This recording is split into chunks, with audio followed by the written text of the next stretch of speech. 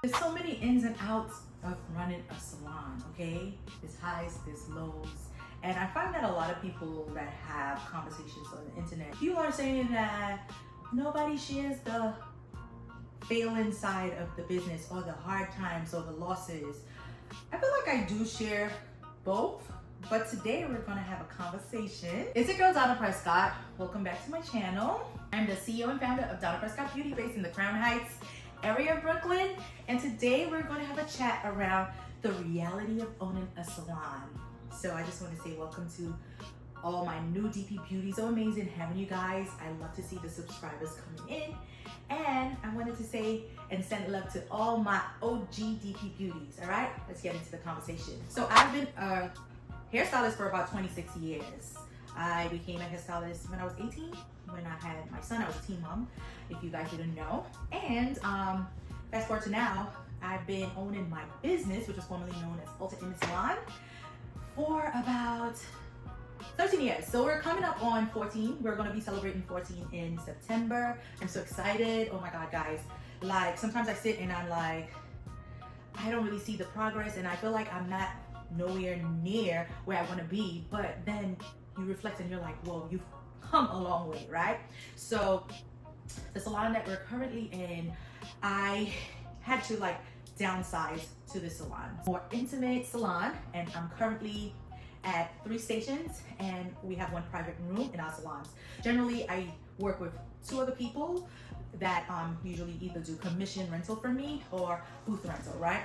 Sometimes in running a salon, right, it ends up that you're the only person in your space, and that is the position that I'm currently in. So I think the last time I actually had like a full-time stylist working in the salon was in 2024. So it's coming up, well, it's probably a year now since I've been working alone. And I just wanted to share that so that you guys could see some of the upsides and the downsides. As a salon owner, sometimes I find myself wearing so many hats, and I have to make like pivots along the way to stay afloat. I have to just figure out like what are the things that I could incorporate into my business to make it through, because listen, the bills gotta pay, right? I want to share with you some of the things that I've been doing to stay afloat.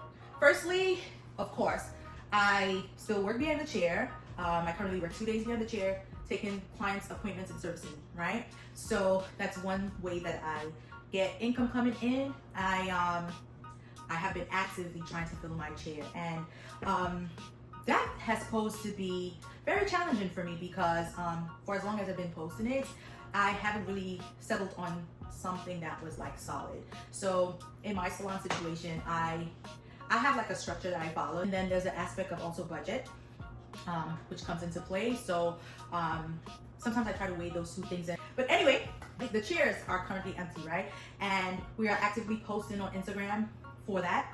And other ways, as I was saying, in me bringing in income is by stepping up my content, okay? So I'm making it a thing that when I'm not working behind the chair, to be actively filming content, brainstorming content, posting my content, working on my online store, which we retail our Indian hair extensions and our luxury wigs. And another aspect of things that I'm actually trying to do is bring in retail into the salon. So we have the aspect of you purchasing online, but you have the ability to get your service and purchase from us. So those are like some of the things that I'm currently doing to try to stay afloat. Oh my God, can you believe it's like 6 months through the year already? We're already about to start the second half of the year. And I had a moment where I went viral on TikTok, and y'all did not tell me when you go viral what that looked like. I mean, it had some great things that happened with that.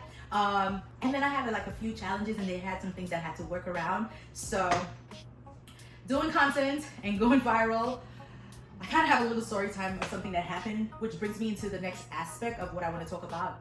And I just feel like there's something to be said around the importance of communication between a hairstylist and a client, right? This is just to give you context, guys. And I really want real feedback, okay? A client books a service, comes in, new client, never serviced before. The service experience started off really great, in my opinion. client came in, I greeted the client, we had a little conversation, and before I started, you know, I normally like to ask people to show me a picture of the service that they expect. So in this case, the client booked for a versatile sewing, right? I asked for the pictures, and the client, now that I'm thinking about it, kind of was like, huh? But I'm thinking it's like maybe she didn't hear me, so I'm like, oh, I just need to see a picture of exactly what you want to look like, and maybe where you want your part. So client finds a picture, shows me the picture, and I'm like, okay, cool. We'll figure out what is best for the part at the time of, you know, starting the breakdown. Okay, so we proceed from there, gets the shampoo done. Client is in the chair now, facing the mirror. I proceed to get through like all of the steps, of course, and then we decided that we're gonna do a middle part. And if you guys know that what a versatile sewing is, it's pretty much being able to put your hair in a ponytail, right? So you can decide to part it on left side or right side or middle part. You could decide to have one part, or you could have like 2 or 3 parts. So that's pretty much what it was. But according to the picture that the client gave, we went with a middle part. So fast forward, got through the service. The service was looking good to me when we got to the end, where I'm starting to blend the leaf out with the hair extensions. I noticed that the client was like looking like she was in pain. So I'm the type of stylist that I try to communicate. Maybe I might drop the ball sometimes because I'm not perfect, but I try to at least read the room, and I try to make things as comfortable as possible for the experience, right? So some people come in, and if I read that your energy is like, you want to chat, you want to talk, you know, that's what the flow is going to be. If I get the energy of, I just want to sit through my service quiet, or I just want to be present with my work, you know, that's what it would flow into. But there are general questions that I ask along the way, because, you know, I don't want it to be like awkward, we're just in here and it's just quiet, right? So when I noticed that the client looked like she was kind of in pain, based off of the expression, I asked like, are you okay? And the client says, yeah, I'm okay. So I was like, are you sure? Because you look, you know, like something's off. Is it the sewing? Like, is it too tight? Am I doing it too tight? Did I do it too tight? Like, is there something about the sewing? Because, you know, I'm like, you can tell me, you know, because if we need to fix something, it's best to speak up while we're in the service so that we can fix the stuff. She was like, you know, it's absolutely nothing about the sewing. She said, like, it has nothing, like, those were her words. It has nothing to do with the sewing. The sewing is fine. Everything is fine. I think it's just like my tooth that's bothering me. And I client decides like, hey, can I use the bathroom? She does go into the bathroom, comes back out, sits into the chair as I'm about to proceed with styling. She turns around and she asks me like, is this your first versatile sewing? So now I'm stunned, but I'm very good at composing myself. I'm very good at communicating, and I'm very good at like handling situations where it's not escalating into something, even though it might be leading towards a negative, right? So I'm not saying in this context it was, but I was a little stunned by the question because, one, are you trying to insult me like passively aggressively, or are you honestly asking me a question, you know, from a genuine place of like, is this my first? So I was like, no, it's not my first. And I always answer questions very openly. What we're not going to do is like, I'm not matching energies at all. This is my business. I have everything to lose here, and there's a standard that I go by. So I'm going to always proceed with professionalism. So I said, no, this is not my first, but what do you mean? And then I'm like, for real, like, do you want to give me feedback? She's like, no, because I'm saying a versatile is a versatile is a versatile is a versatile. So now I'm knowing for sure something is off, but you're not being very clear with me. So, okay, I have to go dig in. I have to try to figure out what it is, but I'm also not trying to let this thing escalate into something more than what it is. Very sweet client, was very polite from the get-go. Wasn't like cursing or raising their tone or aggressive in the sense of like, you know, a shift in the body language or nothing. But the question to me was, I don't know, tell me what you think or how that came off to you guys. I would love to hear your feedback as well. I'm like, so what does that mean? And it's still not being communicated to me like, maybe I don't like this. But eventually, from me like trying to figure out like what the client was trying to explain to me, she says, I don't know about this because I don't think this is it. Like, so I'm like, well, you booked a versatile sewing. And she's like, you know, I'm saying like, you're the hairstylist. Like, why are you asking me for a picture of a versatile sewing? And it's like, I'm having to explain like, it doesn't matter if you booked a ponytail. I know what a ponytail is. I would still ask you for a picture because, again, there's different aspects of it. I want to know where you want it positioned. I want to know if you have a part. I want to know if you want it with waves. I want to know if you want it slick. You know, just a look overall. And I feel like sometimes people say one thing, but if you show me visuals, then I can actually see what you really mean. So that's one of the reasons why I always ask people, like, show me a picture of what you're looking for. So even though you said, hey, I want a middle part, buzz down, slick, straight, show me a picture. Because I just want to see, right? So when she says that, I'm like, yeah, even as a hairstylist, I'm explaining to her that it's just something that I normally do. It's not saying that I don't know what I'm doing. It's not saying that this is the first time I'm doing something or whatever. But it seemed like that's how she was taking it. Anyway, after she said that, I was explaining, like, also, you know, I asked because I want to see, like, if you want a part, blah, blah, blah. So now I'm thinking, like, instead of owning up to, like, you know, okay, well, I get it. She then proceeds to say, well, that's not on your website. Like, you did not break down that a versatile could be a side part or a middle part or 2 parts or 3 parts or whatever the case may be. So now I'm like, in my head, I'm internalizing, like, what is happening here? Like, of course I'm human, so I'm thinking, like, is she trying to get away with getting her hair done for free? But she had already paid for, like, a good portion of the service because she also purchased hair for me, so that was paid off for. She's also saying, like, because I'm confused and I'm just thinking a versatile is a versatile. And I felt like in that moment she was trying to put the burden of blame on me, right? So as the salon owner, of course, I try to accommodate the client as best as I can. If there's something that I can fix, if there's something I can talk through, if there's something I can discount just to, you know, figure it out. But, you know, it's very unfair to walk through a whole service and, you know, maybe have the expectation that, oh, because I don't like it, I should get it for free. You know, there was time and energy spent, so some sort of compensation should be made, but I still always try to find a way to accommodate. So in her saying that next thing, like, it's not on your website, I'm like, okay, so I don't really clearly understand your complaint, but how do you think we should resolve this? Well, I feel like you should do it again. So I'm like, well, I'm not in a position to do this again right now. I can't. And in that moment, now I'm confused because I'm like, I did what was in your picture. And it's like, how do you sit through a whole service facing the mirror? Okay, like, I'm not facing you away from the mirror and surprising you, sitting around, ta-da, there you go. Like, you showed me a picture, you're facing the mirror, we're going through a service that lasted about 2 hours. We're all the way to the end of the service, and I'm about to just blend your leave out with your sewing, and you're like, is this your first sewing? And nah, I don't like this, like, this ain't it. So now she's expressing to me that she has a birthday coming up and this was supposed to be her birthday style and she's not very happy about it. I'm asking her, like, what do you think we should do? She's like, she feel like I should do a do-over, and I'm like, I cannot accommodate that today. And I still need to think as well because it's a lot going on. So what happened? We decided that, okay, we may have to do this over, but there are aspects of it that we need to talk about. Like, what did you really want? So in the end, what I realized was she must have booked the wrong service.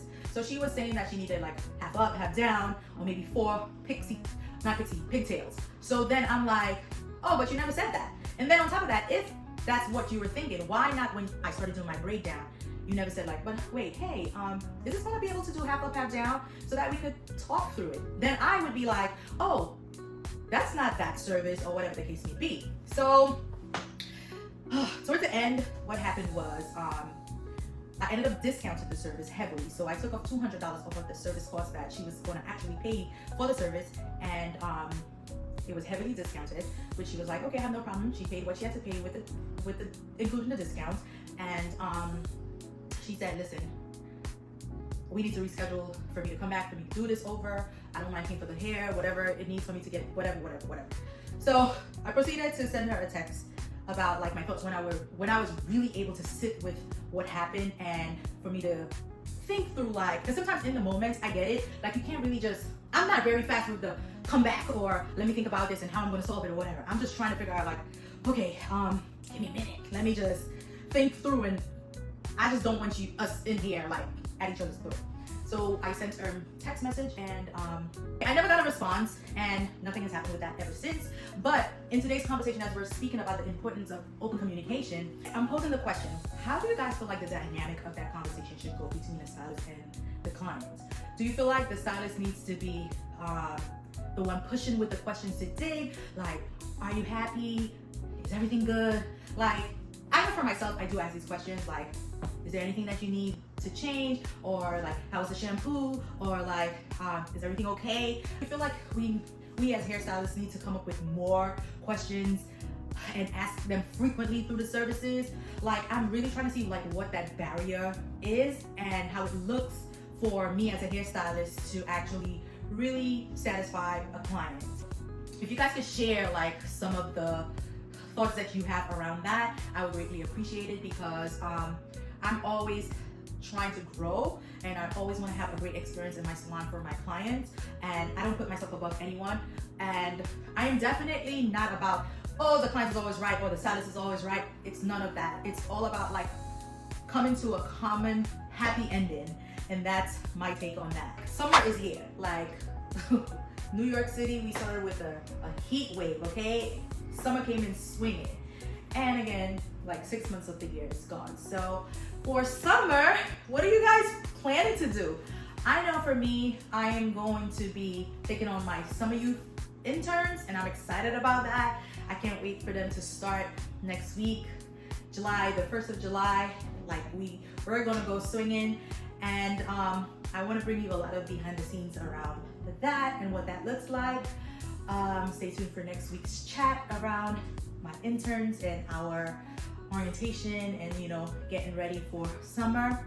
And I know for July, we have an amazing sale loaded for you guys, okay? So this month in June, we did run our 2 sew-in specials. If you bought our raw premium hair, you got your sewing done for $49. And if you bought our affordable virgin hair, you got your sewing done for $99 versus $250. So that was a deal. We went viral for that. We got a lot of new DP Beauties. I serviced a lot of sew-ins. It was just amazing. We're running that for the rest of the summer. But for July, we're gonna be doing a special on Wednesdays. So we're gonna open up our calendars for Wednesdays for a weave special for $69, which includes your shampoo, conditioner, your breakdown, your install, and your style, okay? You could bring your own hair or you could buy hair from us. It doesn't matter. But for $69, you get all of that. And I think we're gonna call it Wine and Weave Wednesdays. We're creating an amazing experience for you. When you come in on a Wednesday, you get to unwind, sip on your wine, and get your weave done, okay? So look out for that. That drops the 1st of July, every Wednesday in July, okay? Thank you guys for joining me on this week's chat. I hope it was helpful to someone, and I look forward to chatting with you again next week. Don't forget to share and comment, guys. I really appreciate your comments, your feedback. It helps me as a hairstylist, it helps me as a salon owner, and subscribe, all right? I love you guys. See you next week.